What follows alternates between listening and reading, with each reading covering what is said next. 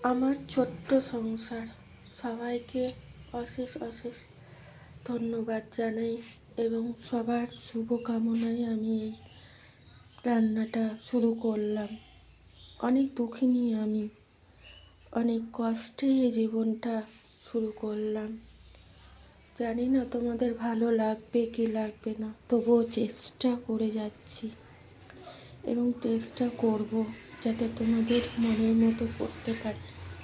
এই সবজিটা রান্না করতে শুরু করলাম। এটা একটা নিরামিষ সবজি, পালং শাকের সবজি। সবজিটা জানি না ভালো লাগবে কি না, তবু আমার মতো করে আমি চেষ্টা করলাম। প্রথমে ডালের বড়ি, মাসকালের ডালের বড়ি ভেজে নিলাম।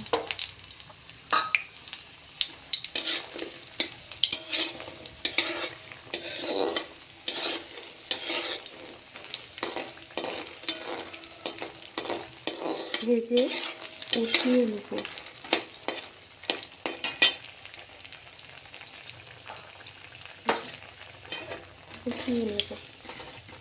আমি একা একা করছি তো একটু তো অসুবিধা হবেই, তাছাড়া কোনোদিন কোনো ভিডিও করিনি, এই প্রথম আমি ভিডিও করছি।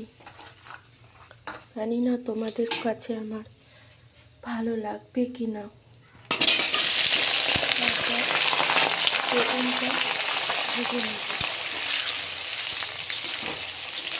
বেগুনটা ভেজে নিচ্ছি, একটু লবণ দিয়ে ভাজছি। এই যে লবণ দিয়ে ভাজছি।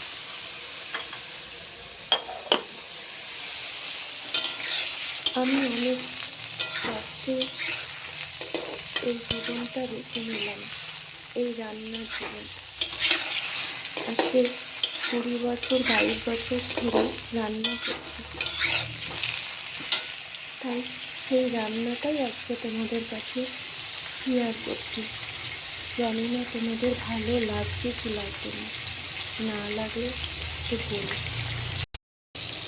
বেগুনটা লাল করে ভেজে নেব এবং ভাজা হচ্ছে, তারপরে ভাজা হয়ে গেলে নামিয়ে নেব। তারপর বেগুনটা নামিয়ে নেওয়ার পর আলুটা এই তেলের মধ্যে ছেড়ে দেব। একটু লম্বা লম্বা করে কেটে রাখা আলুটা এর মধ্যে ছেড়ে দেব। আমি আবারও বলছি, জানি না তোমাদের কাছে ভালো লাগবে কি না, তবু মন থেকে একটাই কথা বলবো, যদি ভালো লাগে তাহলে দেখো। আর কি বলবো, অনেক কষ্টে এই রান্নাটা ভিডিওটা আমি ছাড়ছি। আমার কাছে আমার তরফ থেকে এই একটাই কথা, ভালো লাগলে দেখো। আলুটা অল্প ভেজে উঠিয়ে দিলাম, ভাজা হয়ে গেছে, এবার উঠিয়ে দিলাম।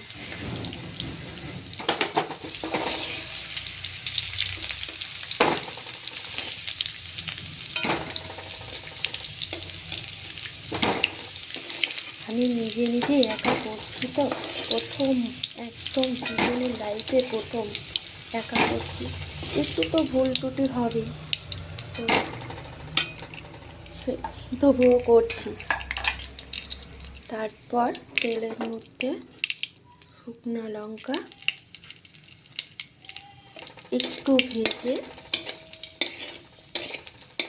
তারপর পাঁচফোড়ন সম্বর দিয়ে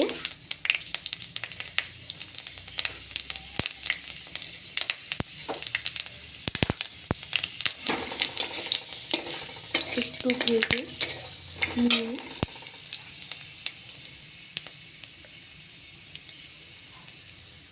টমেটো দিয়ে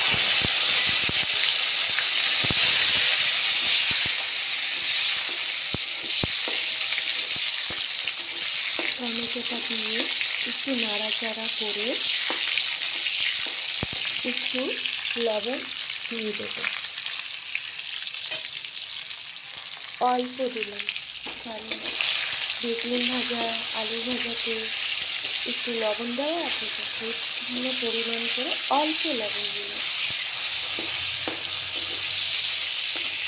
তারপরে ভিজিয়ে রাখা ছোলাটা আমি রাত্রে ভিজিয়ে রেখেছিলাম, ছোলাটা আমি দিয়ে দিলাম টমেটো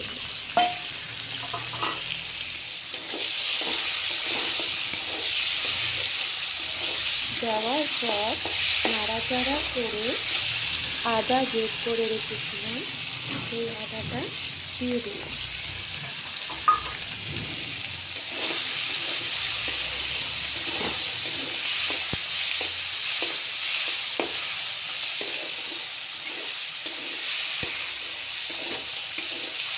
তারপরে দুটো কাঁচা লঙ্কা দিয়ে দিলাম।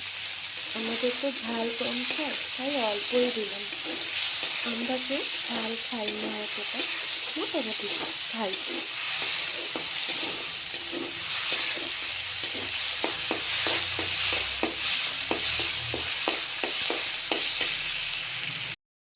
তারপর দিয়ে দেব হলুদ। হলুদ দিয়ে নাড়াচাড়া করে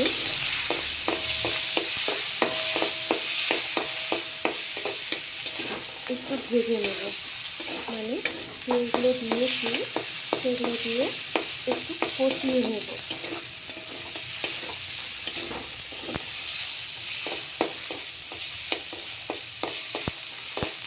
কষিয়ে নেওয়ার পর আগের থেকে মুগ ডাল ভেজে রেখেছিলাম, সেটা ভেজে রেখে ধুয়ে নিয়েছিলাম, সেই মুগ ডালটা এই মশলাটার মধ্যে দিয়ে দেবো।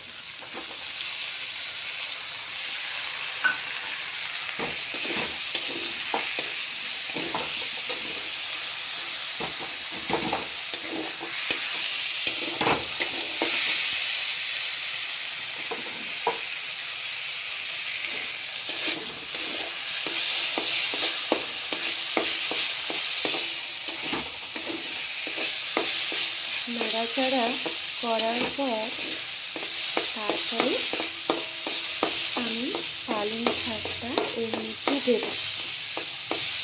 একটু ডালটা ভেজে নেওয়ার পর নিয়ে তারপর আমি পালং শাকটা এর মধ্যে দেব।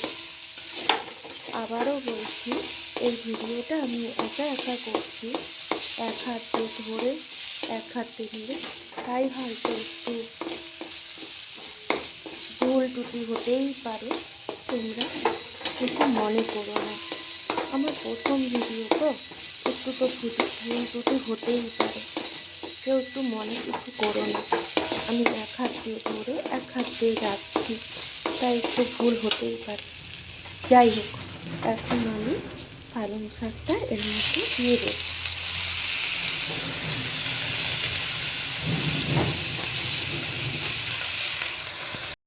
শাকটা নাড়াচাড়া করলাম মুগ ডাল দিয়ে।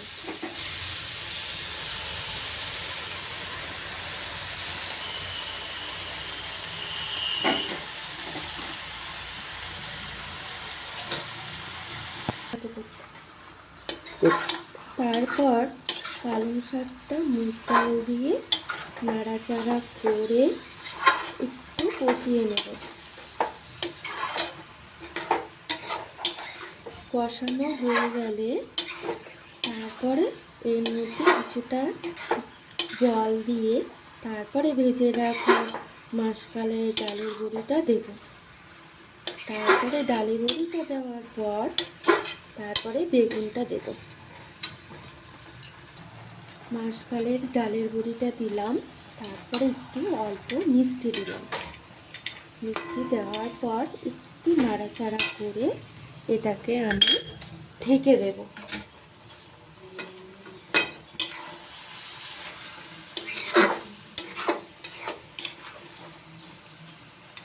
জল দিয়ে তারপর ঢেকে দেব।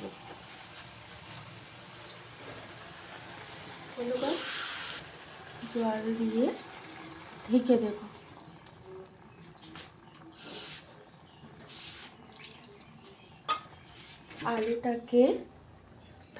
আলুটাকে দিয়ে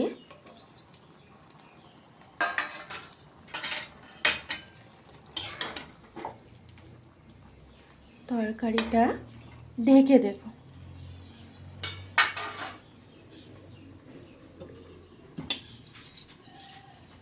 এখন এই নিরামিষ পালং শাকের ডাল দিয়ে, বড়ি দিয়ে, বেগুন দিয়ে, আলু দিয়ে একটা নিরামিষ ছোলা দিয়ে করা, সেটা এই যে আগে থেকে ভেজে রেখেছিলাম বেগুনটা, সেই বেগুনটা দিয়ে নাড়াচাড়া করে কিছুটা বেগুনটা সেদ্ধ হোক। বেশি লাগবে না, কারণ আগে থেকে তো ভেজে রেখেছিলাম লবণ দিয়ে, সেটার জন্য অল্প বেগুনটা সেদ্ধ হলেই এই সবজিটা নামিয়ে দেব। ওই যে আগে বলেছিলাম আমরা একটু ঝাল কম খাই, সেই জন্য ঝাল কম দিয়েছিলাম।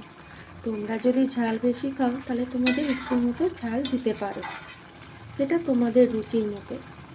কিন্তু আমরা যে ঝাল কম খাই সেই জন্য ঝাল কম দিয়েছি। তো এটা প্রায় হওয়ার মধ্যে হয়ে গেলেই আমি নামিয়ে দেব। কেমন লাগলো সেটা জানাবে। আমি চেষ্টা করলাম আমার মতো করে তোমাদের দেখালাম। যদি তোমাদের ভালো লাগে তাহলে শেয়ার করো, কমেন্ট করো, লাইক করো। নমস্কার। তোমরা সবাই ভালো থেকো এবং সাবস্ক্রাইব করো।